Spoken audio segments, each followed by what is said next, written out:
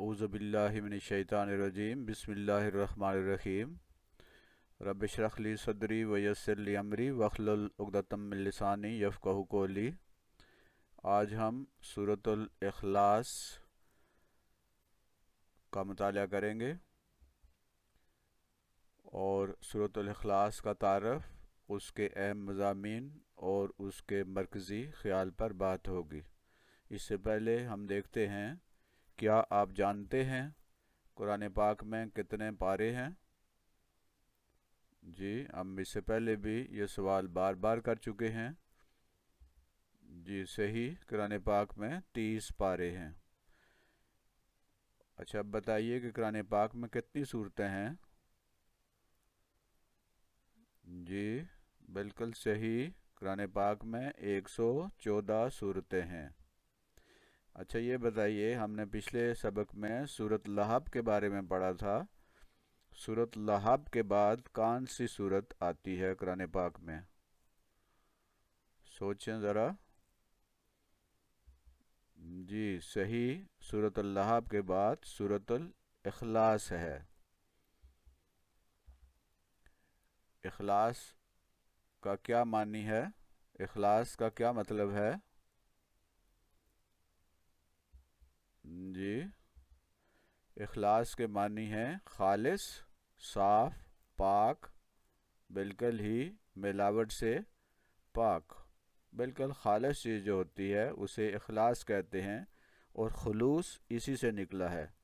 वो बड़ा पुरखलूस है, उसका खुलूस बहुत अच्छा है। तो खुलूस कहते हैं ऐसे ताल्लुक़ को जिसमें कोई मतलब ना हो, पाक और साफ। तो आइए आज के सबक की तरफ बढ़ते हैं। आज का सबक है सूरतुल इख़लास। इसमें हम सूरतुल इख़लास के तारफ़ पर बात करेंगे। सूरतुल इख़लास के अहम मज़ामीन कौन से हैं, उन पे बात होगी। सूरतुल इख़लास से हमें क्या दर्स मिलता है, क्या सबक मिलता है, और हम क्या सीखते हैं इससे, यानी इल्मी और अमली नकात क्या हैं इसके।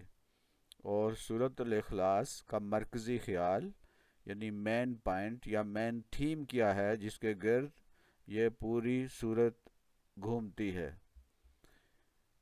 तो सबसे पहले तारफ़, यानी हम जानते हैं कि सूरतुल इख़लास है क्या। इख़लास के मानी हैं पाक, साफ, हर किस्म की मिलावट से पाक। ये सूरत आम तौर पर सूरतों के नाम उन अल्फाज की बुनियाद पर होते हैं जो उन सूरतों में मौजूद हैं, लेकिन इस सूरत का नाम सूरतुल इख़लास है, लेकिन इख़लास का लफ्ज़ जो है इस सूरत में मौजूद नहीं है। यानी इस सूरत का नाम जो है वो बिल्कुल इसके आयात के अंदर मौजूद नहीं है, लेकिन इसके मानी में ये छुपा हुआ है, पनाह है कि ये किसी खालिस चीज़ के बारे में इसमें बात की गई है।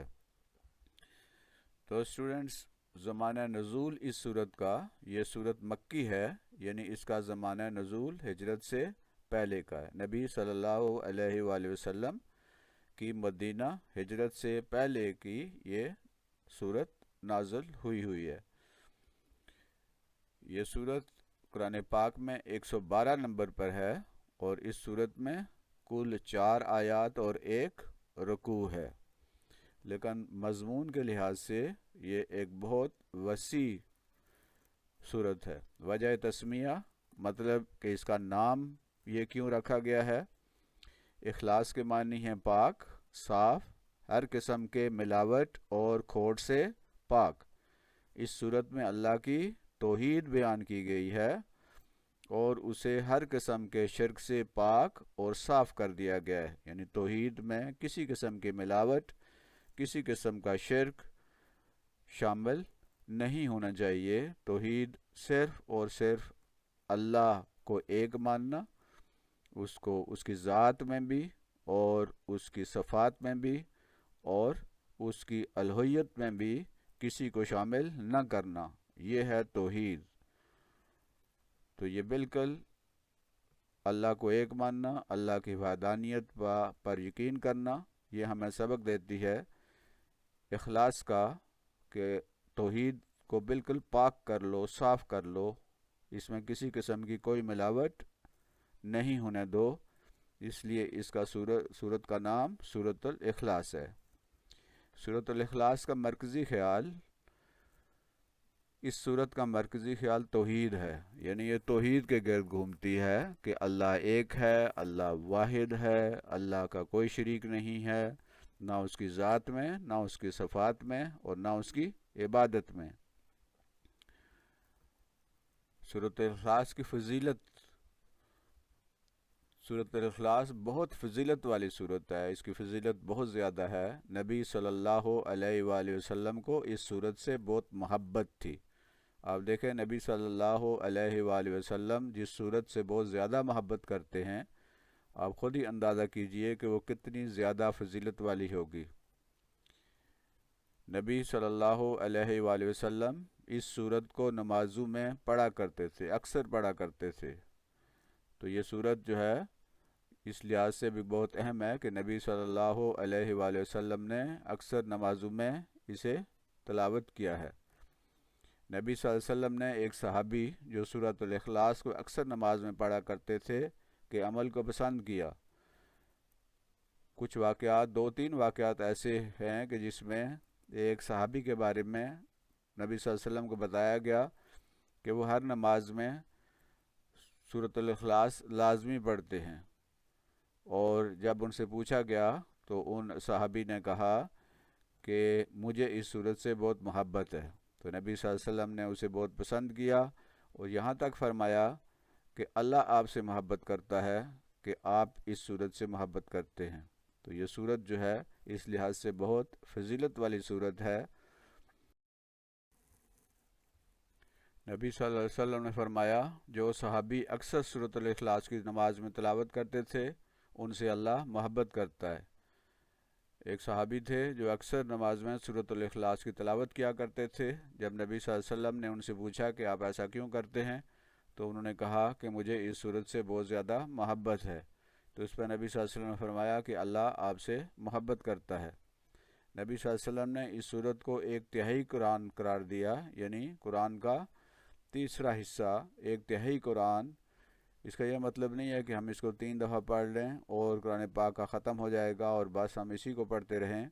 यानी इसके अंदर जो तौहीद का सबक है, इसके अंदर जो अल्लाह की वहदानियत का सबक है, ये पूरे कुरान की तालीमात जो हैं उसके एक तिहाई के बराबर ये हमें यहाँ से सबक है। यानी तौहीद की इतनी अहमियत है कि पूरे कुरान में जो तालीमात दी गई हैं उसमें, यानी अल्लाह पर, अल्लाह की वहदानियत पर ईमान, रसालत पर ईमान और आखिरत पर ईमान, ये तीन इंतहाई ज़रूरी ईमान हैं। ईमान के तीन, जिन्हें ईमान सलासा कहते हैं, इनमें से जो तौहीद है, अल्लाह की वहदानियत पर ईमान, ये उसकी बुनियाद है।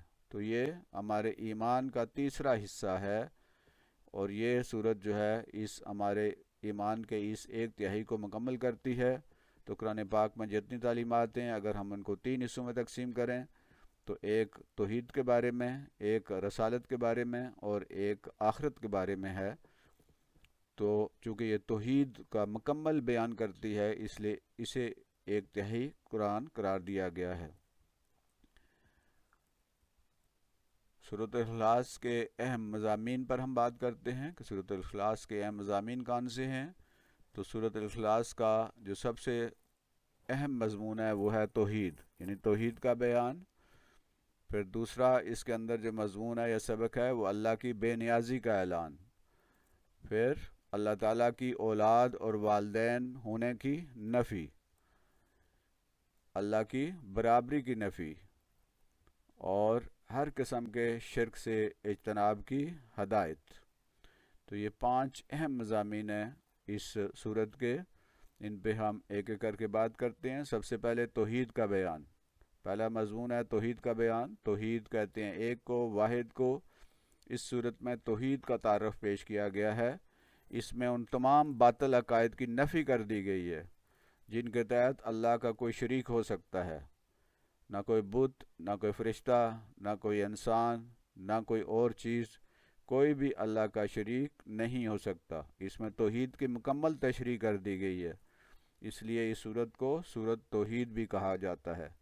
اللہ ایک ہے، اس کا کوئی شریک نہیں، اس کی برابری کرنے والا بھی کوئی نہیں ہے، اسے کسی کی مدد کی ضرورت بھی نہیں ہے، وہ ذات میں، صفات میں اور معبود ہونے میں بالکل منفرد اور یکتا ہے۔ اس جیسا کوئی بھی نہیں ہے، نہ اس جیسی صفات رکھنے والا، نہ اس طرح کی ذات ہے کوئی اور نہ ہی اس کی عبادت میں کسی کو شریک کیا جا سکتا ہے۔ تو یہ توحید سب سے اہم مضمون ہے اس صورت کا، اس لیے اس صورت توحید بھی کہتے ہیں۔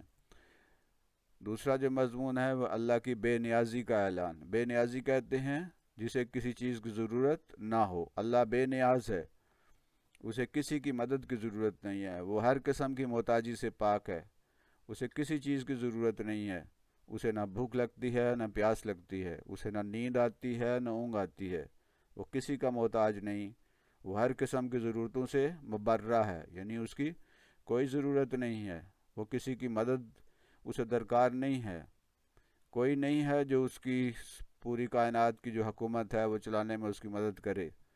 وہ بے نیاز ہے، اسے کوئی چیز تخلیق کرنی ہو تو اسے مادے کی، مٹیریل کی ضرورت نہیں ہے، وہ کسی قسم کی محتاجی اس کی نہیں ہے، وہ صرف اللہ فرما دیتے ہیں کن ہو جا فیکون، پس وہ ہو جاتی ہے۔ تو اللہ کے بے نیاز ہے، اللہ بے نیاز ہے، اللہ کی بے نیازی کا مضمون ہے اس میں، یعنی اللہ کسی کا محتاج نہیں ہے، کسی مدد کا، کسی اور کی، کوئی اور ایسا نہیں ہے جو اللہ کو چاہیے ہو کہ وہ اس کی ضرورتیں پوری کرے۔ اللہ ہر قسم کی ضرورتوں سے بے نیاز ہے، آزاد ہے۔ تیسرا مضمون ہے اللہ تعالیٰ کی اولاد اور والدین ہونے کی نفی۔ اولاد جو ہوتی ہے وہ انسان اس کا محتاج ہوتا ہے کہ میری اولاد ہے تو میری نسل آگے چلے گی، میں جب بوڑھا ہوں گا تو میری مدد کریں گے۔ اسی طرح والدین جو ہیں وہ ہوں گے اور والدین کا حکم جو ہے وہ مانا جائے گا اور والدین کا ادب کیا جائے گا۔ تو اللہ کو ان چیزوں کی ضرورت نہیں ہے۔ اس صورت میں یہ واضح کر دیا گیا ہے کہ اللہ تعالیٰ کی کوئی اولاد نہیں ہے اور نہ ہی اس کے والدین ہیں۔ عیسائیوں کا یہ عقیدہ کہ حضرت عیسیٰ علیہ السلام اللہ کے بیٹے ہیں بالکل غلط ہے، وہ اولاد یا والدین کی ضرورت سے پاک ہے۔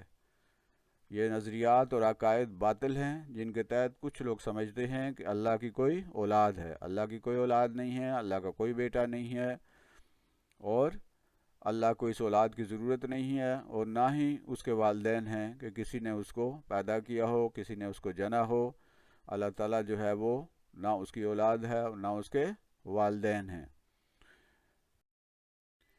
اللہ کی برابری کی نفی، اس صورت میں اس بات کو رد کر دیا گیا ہے کہ اللہ کا کوئی ہمسر ہے یا کوئی اس کی برابری کرنے والا ہے۔ اللہ یکتا ہے، بالکل منفرد ہے، اس جیسی کوئی شے نہیں ہے، اس کی برابری کرنے والا بھی کوئی نہیں ہے، نہ کوئی انسان، نہ کوئی جن، نہ کوئی فرشتہ، نہ کوئی پیغمبر، نہ کوئی ولی، کوئی بھی اللہ جیسی صفات نہیں رکھتا، کوئی بھی اللہ کی برابری کرنے کے قابل نہیں ہے اور اس کا ہمسر کوئی بھی نہیں ہے، اس کی برابری کرنے والا کوئی بھی نہیں ہے، اس جیسا کوئی بھی نہیں ہے۔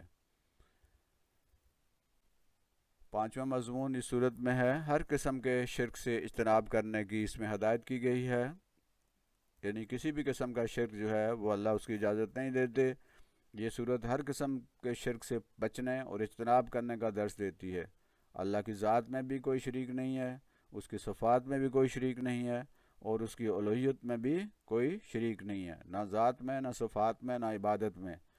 ہم دعا کریں گے تو اس سے، التجا کریں گے تو اس سے، توقع رکھیں گے تو اس ایک اللہ سے، کسی کو اس کا ساجی یا اس کا شریک نہیں سمجھیں گے۔ یہ اس صورت کا ایک اہم جو ہے وہ موضوع ہے۔ سورۃ الاخلاص سے ہم کیا سیکھتے ہیں، یعنی اس کے علمی اور عملی نکات جو ہیں وہ کون سے ہیں؟ اس صورت کے اہم علمی اور عملی نکات جو ہیں وہ یہ ہیں، یہ صورت ہمیں توحید کا درس دیتی ہے اور یہ باور کرواتی ہے کہ اللہ تعالیٰ کا کوئی شریک نہیں ہے، وہ یکتا ہے، وہ تنہا ہے، اس جیسا کوئی نہیں ہے، وہ کسی کا محتاج بھی نہیں ہے۔ اس صورت سے ہمیں یہ بھی سبق ملتا ہے کہ اللہ کی کوئی اولاد نہیں ہے اور نہ ہی اس کے والدین ہیں۔ یہ انسانی تقاضے ہیں کہ اس کی اولاد ہو یا اس کے والدین ہوں، جبکہ اللہ ان تقاضوں سے بالکل بالا تر ہے اور وہ جو نظریات ہے، جو لوگ یہ سمجھتے ہیں کہ اللہ کا کوئی بیٹا ہے یا اللہ کا کوئی شریک ہے، اللہ کا کوئی ساجی ہے، وہ بالکل غلط بنیادوں پہ اور غلط نظریات پر کھڑے ہیں۔ اس صورت میں یہ بھی واضح ہوتا ہے، یعنی اس صورت سے یہ بھی واضح ہوتا ہے کہ اللہ کی ہستی ذات میں، صفات میں، اولویت میں بالکل منفرد ہے، اس جیسی کوئی اور ہستی نہیں ہے، اس کا کوئی برابری کرنے والا بھی نہیں ہے۔ اس صورت سے ہمیں یہ بھی سبق ملتا ہے کہ تمام عقائد کی بنیاد صرف اللہ کی وحدانیت ہے۔ اللہ کو واحد ماننا، اللہ کو تنہا ماننا، اللہ کو ایک ماننا، کسی کو اس کو شریک نہ ٹھہرانا، یہ تمام عقائد کی بنیاد ہے۔ توحید اتنی اہم ہے کہ قرآن میں بار بار اس کا ذکر آیا ہے۔ شرک سے ہر حال میں بچنا ضروری ہے۔ شرک کو ظلم قرار دیا گیا ہے۔ اللہ تعالیٰ تمام گناہوں کو معاف کر سکتے ہیں، لیکن وہ شرک کو کبھی معاف نہیں کریں گے۔ یعنی شرک اللہ تعالیٰ کے ساتھ اس کی صفات میں، اس کی ذات میں اور اس کی اولویت میں کسی کو شریک کرنا، یہ ایک بہت بڑا ظلم ہے، اور یہ ظلم جو ہے شرک ہے، اور شرک کو اللہ کبھی بھی معاف نہیں کریں گے۔ تو یہ تھا آج کا سبق، جس میں ہم نے سورۃ الاخلاص کا تعارف حاصل کیا، اس کے اہم مضامین پر بات کی، اور اس کے علمی اور عملی نکات پر گفتگو ہوئی۔ مجھے امید ہے کہ آپ کو یہ سبق سمجھ آ گیا ہوگا۔ یہ یوٹیوب چینل تعلیم منزل ہے، اس کا مقصد تعلیم اور صرف تعلیم ہے، دوسروں تک اچھی اور معیاری تعلیم پہنچانا۔ یہ ایک اعلیٰ مشن ہے، اور اس مشن میں آپ ہمارے ساتھ رہیے، ہمارا ساتھ دیجیے، ان ویڈیوز کو بار بار دیکھیے، ان سے سیکھیے، اور انہیں دوسروں کے ساتھ شیئر بھی کیجیے، لائک بھی کیجیے، اور اگر چینل ابھی تک سبسکرائب نہیں کیا تو سبسکرائب بھی کیجیے۔ اس کا مقصد صرف یہ ہے کہ اس تعلیم کو دوسروں تک پہنچایا جائے۔ اس سے کوئی ہمارا معاشی فائدہ جو ہے وہ نہیں ہے، ہم نے اس سے کوئی ایسا فائدہ نہیں اٹھانا جو مالی فائدہ ہو۔ اس کا صرف اور صرف مقصد اللہ کی رضا ہے، اور اچھی اور اعلیٰ تعلیم دوسروں تک پہنچانا ہے۔ اللہ ہمارا حامی و ناصر ہو۔ اگلے سبق تک اللہ حافظ، فی امان اللہ۔